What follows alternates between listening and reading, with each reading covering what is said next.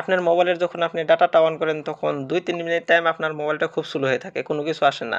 তো আপনার মোবাইল এই 2-3 মিনিট টাইম যে স্লো হয়ে থাকে ডাটা অন করার পরে, এই স্লো হওয়ার কারণ কি? আপনার মোবাইলে আপনি যতগুলো অ্যাপস ইনস্টল করেছিলেন সেই অ্যাপসগুলো কিন্তু আপনি ডিলিট করে দিয়েছেন। কিন্তু সেই ডিলিট করা অ্যাপস আপনার মোবাইলে হ্যান্ডসেটের একটা জায়গায় জমা হয়ে আছে, যার জন্য আপনার মোবাইলটা ডাটা অন করার সঙ্গে সঙ্গে সেই ডিলিট করা অ্যাপসগুলো ডাটাটাতে একটা প্রেশার ফেলায়, যার জন্য আপনার মোবাইল 2-3 মিনিট টাইম স্লো হয়ে থাকে। তো সেই ডিলিট করা অ্যাপসগুলো আপনি আপনার মোবাইলের হ্যান্ডসেটে থেকে কিভাবে ডিলিট করে দিবেন এবং এই স্লো হওয়া থেকে রক্ষা পাবেন, তার জন্য সম্পূর্ণ ভিডিওটা দেখুন, নিশ্চয়ই উপকারে আসবে আপনার। তার জন্য আপনারা প্রথমে প্লে স্টোরে চলে যাবেন, তারপরে উপরে লোগোতে প্রেস করবেন। লোগোতে প্রেস করার পরে এখানে ম্যানেজ অ্যাপ অ্যান্ড ডিভাইসে চলে যাবেন, তারপর ম্যানেজে প্রেস করবেন। ম্যানেজে প্রেস করার পরে এখানে ইনস্টলে প্রেস করে নিচে নট ইনস্টল লেখা আছে, তো সেই নট ইনস্টলে চলে যেতে হবে।